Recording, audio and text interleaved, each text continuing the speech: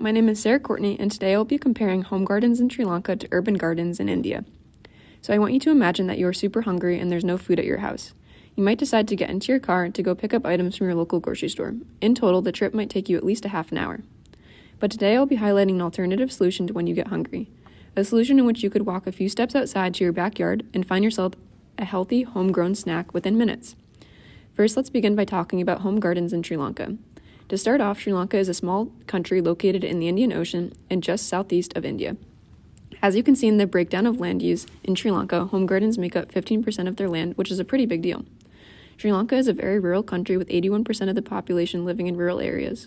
Agriculture employs 28% of the labor force in the country. So you might be asking, what is a home garden? A home garden is a small-scale production system supplying plant and animal products that are not obtainable, or readily available through retail market and wage earning. The resources that home gardens can provide are endless. To name a few, Weni Welgatha, which has recognized anti-tetanus properties and is now critically endangered, is prized as medicine for ailments as common as fevers and as rare as snake bites. Common exotic fruits include jackfruit, breadfruit, and water apples. Fishtail palms can be used to make sugars and syrup. Interestingly enough, 60% of Sri Lanka's timber is supplied by home gardens. Coconut and areca palms provide nuts that can also be sold for profit. Spice trees, like clove and cinnamon, can also be found in home gardens. Home gardens are also the perfect habitat to support a vast array of species.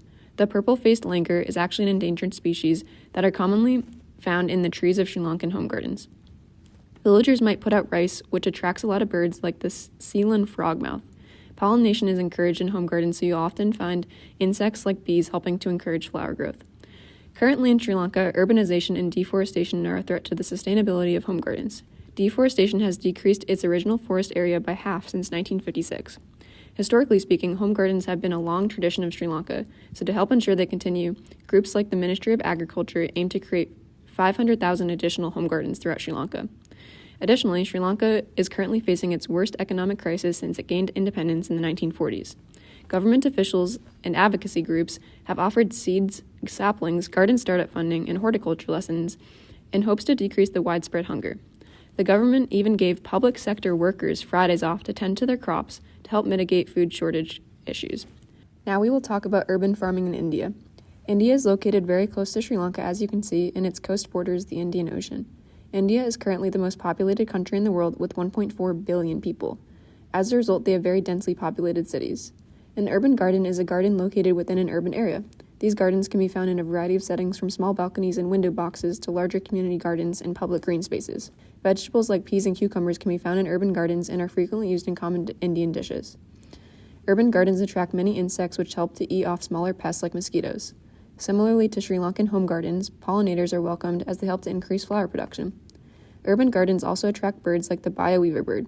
Small critters like the hoary-bellied squirrel will actually eat bird eggs, creating a food chain. Currently, India faces a huge poverty and an economic disparity crisis. The most recent National Family Health Survey found that nearly a third of the country's urban children under the age of 5 are stunted, and over half of women ages 15 to 49 are anemic, which are both related to nutrition and diet. The richest 10% in India control 80% of the nation's wealth, and the top 1% own 58% of India's wealth. By comparison, the richest 1% of the United States own 37% of the nation's wealth. Additionally, India faces an overpopulation problem and is projected to add 400 million people to its urban population by 2050.